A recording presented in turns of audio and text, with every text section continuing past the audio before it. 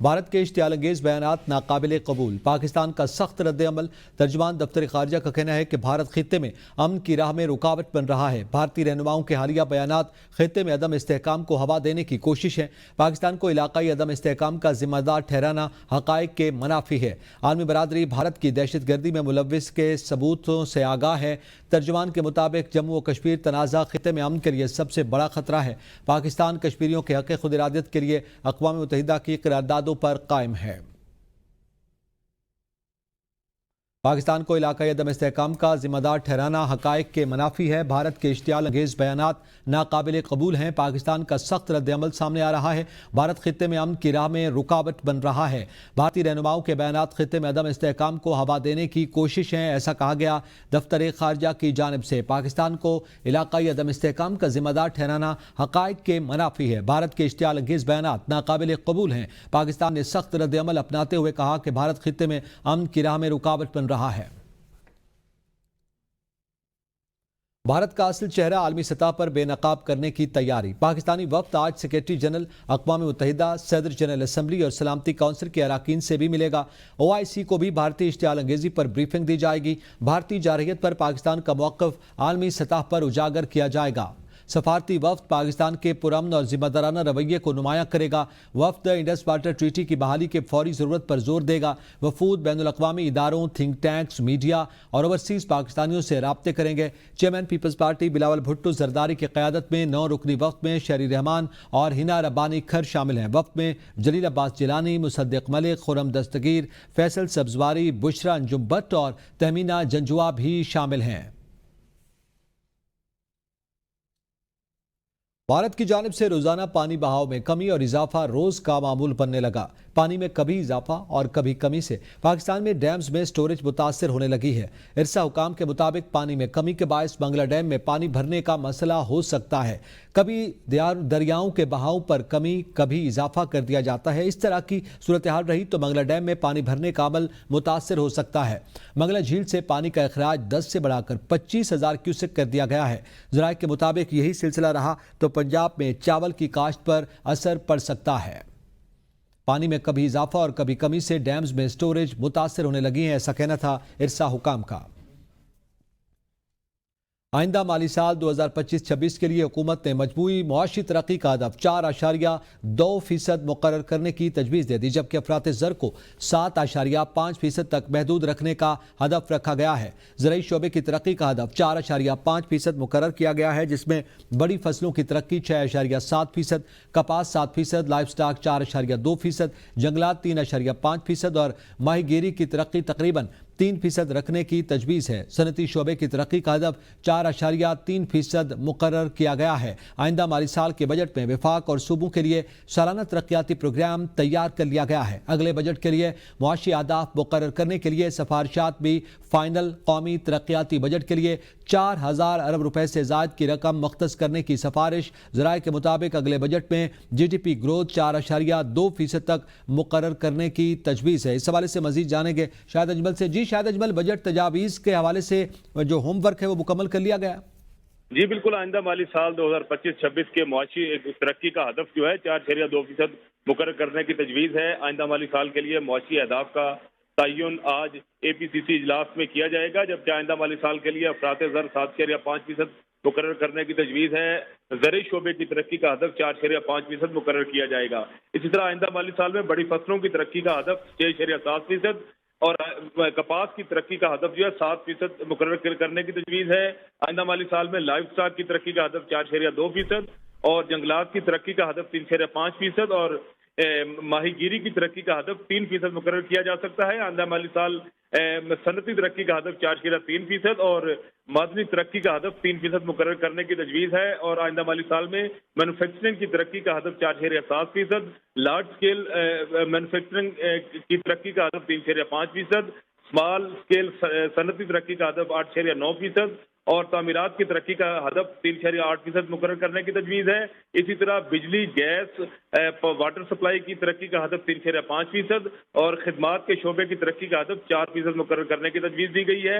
आइंदा माली साल के लिए होलसेल और रिटेल की तरक्की का हदफ 3.9% और मवासलात और ट्रांसपोर्ट की ग्रोथ का हदफ जो है 3.4% रखा गया है। होटल और गजाई तरक्की का हदफ 4.1%, इतलात के शोबे की तरक्की का हदफ 5% और इंश्योरेंस और मालियात की तरक्की का हदफ 5% और रियल स्टेट की तरक्की का हदफ 4.2% मुकर्रर करने की तजवीज़ है।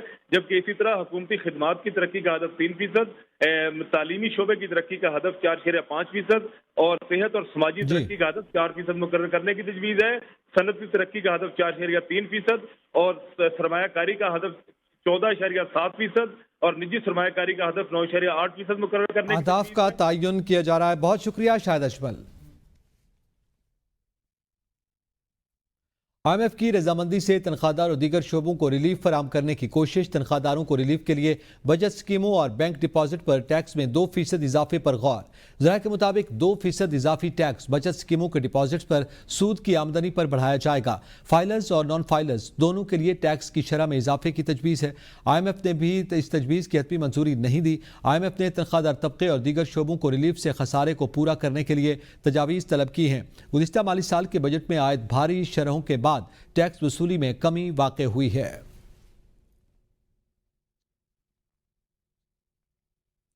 बजट साजी का अमल अहम मरहले में दाखिल। बड़े मुआशी आदाफ के तयन के लिए सालाना मनसूबा राब्ता कमेटी का इजलास आज होगा।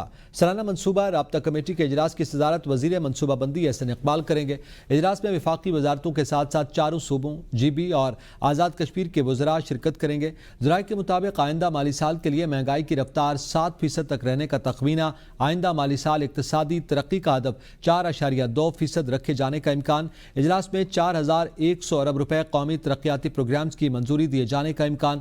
इजलास में आइंदा माली साल के लिए 1000 अरब रुपए के वफाकी तरक्याती प्लान को मंजूरी दिए जाने का इम्कान है। वजारत मवासलात के लिए 170 अरब रुपए, डैम्स और नहरों के लिए 140 अरब रुपए मख्तस करने की मंजूरी का इम्कान है।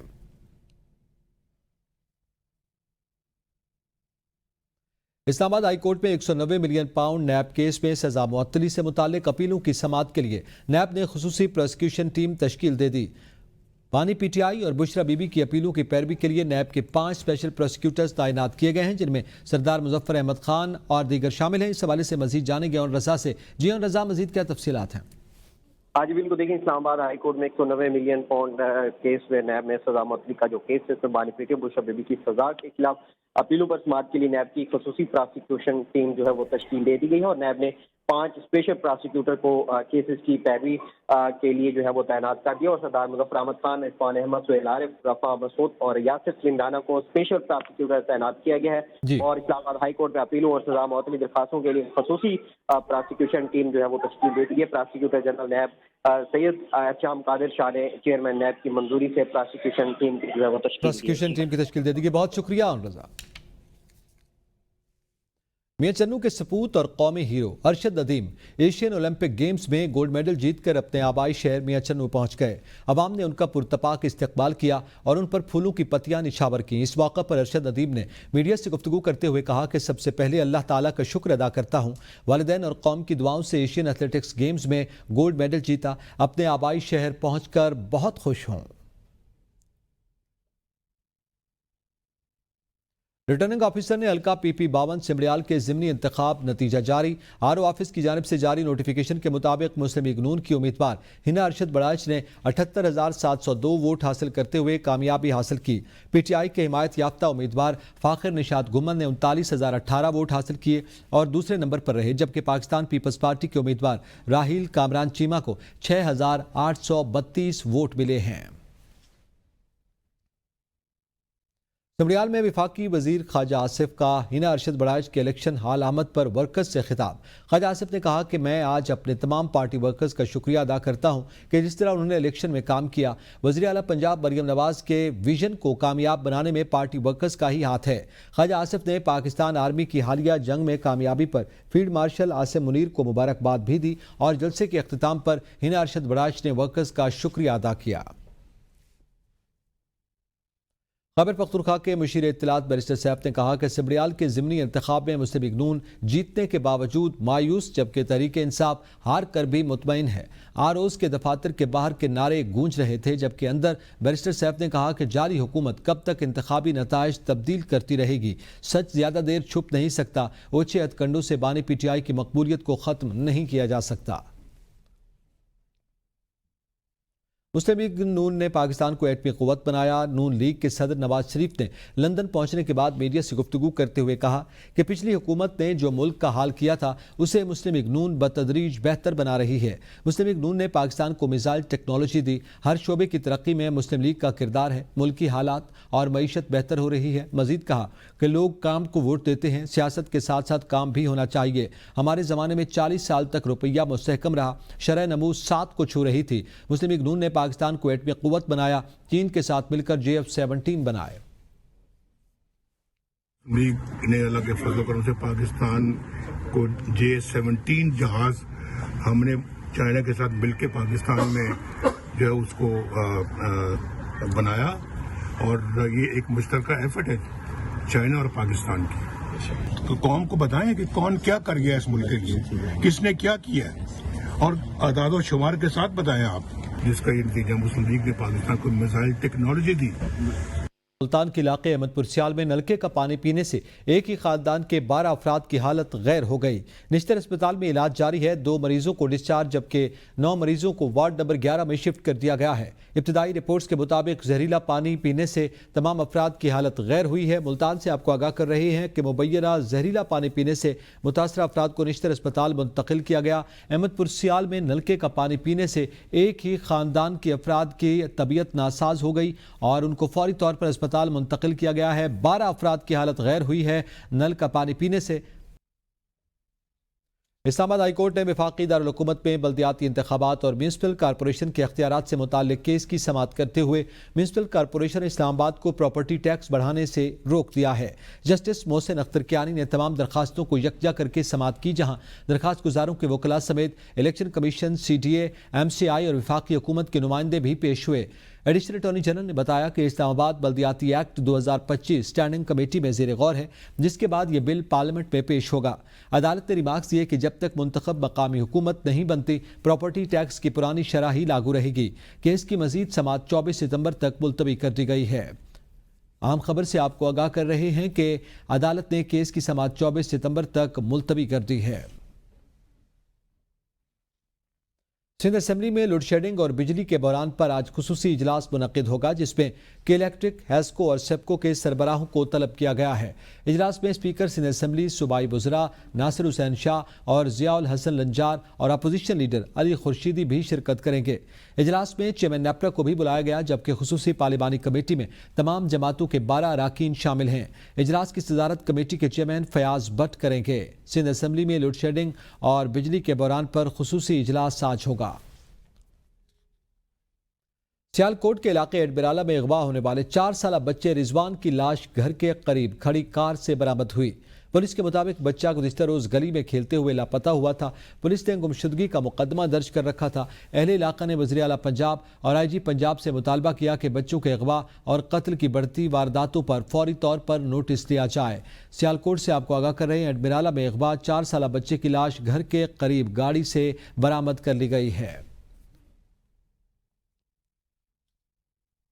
पाकिस्तानी अदाकार मुनीब भट्ट का कुर्बानी के लिए लाया गया ऊंट भाग गया। अदाकार की वालिदैन से अपील वीडियो सोशल मीडिया पर वायरल हो गई। वीडियो में ऊंट तेजी से गली से निकलता हुआ दिखाई दिया और लोग खौफ के मारे दूर भागते नजर आए। अदाकारा मिनाल खान ने इंस्टाग्राम स्टोरी पर अमन खान और मुनीब भट्ट को टैग करके लिखा, आपका ऊंट तो वायरल हो गया। मुनीब भट्ट ने कहा कि CCTV फुटेज से पता चला कि चंद बच्चों ने ऊंट को पत्थर मारे, जिसके बायस वो डर गया और रस्सी तोड़कर फरार हो गया। अदाकार ने कहा कि वालिदैन बच्चों को सिखाएं कि कुर्बानी के जानवरों से हुस्न सलूक से पेश आना चाहिए। ईद उल अजहा की आमद है और कराची में कायम नॉर्दर्न बाईपास पर सजी मवेशी मंडी में ऑस्ट्रेलिया से आए 35 मन वजनी बैल के चर्चे भी खूब हो रहे हैं। इस लंबे तगड़े कुर्बानी के खूबसूरत जानवर के बारे में बता रही हैं नॉर्दर्न बाईपास पर सजी मवेशी मंडी में मौजूद हमारी नुमाइंदा आबदा खान। जी आबदा। जी बिल्कुल, ईद उल अजहा की आमद है और नॉर्दर्न बाईपास पर सजी मवेशी मंडी जिसमें कुर्बानी के जानवर लाए गए हैं और हर किस्म के जानवर यहाँ पर मौजूद हैं। लेकिन इस वक्त मंडी में जो चर्चे हैं वो ऑस्ट्रेलिया से आए हुए एक खूबसूरत बैल के चर्चे हैं जो ब्लैक और वाइट कलर में है। मेरा कैमरामैन मोहसिन अहमद अगर दिखा सकता है तो माशाल्लाह इतना खूबसूरत लंबा तगड़ा ये जानवर है 2 कलर में और इसका व्यापारी जो है वो भी यहाँ पर मौजूद है। इसका वजन जो है वो 35 से 40 मन तक बताया जा रहा है और व्यापारी हमारे साथ मौजूद है, उनसे मजीद बात करेंगे और ये जानने की कोशिश करेंगे कि ये ऑस्ट्रेलिया से आए हुए इतने मोटे तगड़े जानवर की कीमत क्या है। ये इसकी कीमत है 65 लाख रुपए। जी 65 के करीब दाम लग रहे हैं, लेकिन हमारी उम्मीद है कि 65 ही लगेंगे इंशाल्लाह। और ईद में दिन पड़े हुए हैं तो इंशाल्लाह 65 में ही बेचेंगे। जी व्यापारी पर उम्मीद है और उनका यही कहना है कि 65 लाख हमने इसकी डिमांड लगाई हुई है और खरीदार भी आ रहे हैं, देख रहे हैं, लेकिन हमें पूरी उम्मीद है कि इसके जो है हम पूरे 65 लाख वसूल करके ही छोड़ेंगे और बनते भी हैं क्योंकि इसका वजन जो है 35 से 40 मन जो है वो इसका वजन है और देखने में भी काफ़ी माशाल्लाह तगड़ा जानवर है और 65 लाख जो है वो इसके रेट लगे हुए हैं। जी मुल्तान में लगाई गई जनूबी पंजाब की सबसे बड़ी मवेशी मंडी मुकम्मल तौर पर आबाद हो गई, मगर भत्ता माफिया भी की चांदी हो गई। ब्यूरो चीफ मुल्तान अख्तर शेख इस वक्त मंडी मवेशियों में मौजूद हैं, उनसे जानते हैं। जी अख्तर शेख बताइएगा। जी ईद के हवाले से आपको बताते चलेंगे मुल्तान में साउथ पंजाब की जो सबसे बड़ी मंडी मवेशी मंडी है, यहाँ बड़े और छोटे जानवर जो है ना वो दोनों लाए जाते हैं। और इस मंडी के हवाले से ख़ास बात यह है कि यहाँ साउथ पंजाब के तमाम इलाकों से जो है व्यापारी जो है अपने जानवर लेके आते हैं। जो भत्ता माफिया है वो भी मुतरक हो गया। आपको बताते चलें जो इस वक्त हम मौजूद है जंगल जसवंतगढ़ मंडी में और यहाँ जो बड़ा जानवर है उसकी जो फीस है वो 500 रुपये और जबकि जो छोटा जानवर है उसकी 200 रुपये फीस है। मुल्तान का जो ठेकेदार है इसने करोड़ों में ठेका लिया और गरीब आवाम को ये सता रहा। ठेके का शेड्यूल ये बनता है, जो ठेकेदार ने ठेका लिया है 500 रुपये पर्ची अंदर जाने की व्यापारी की है, उससे ये 1000 रुपये वसूल कर रहा।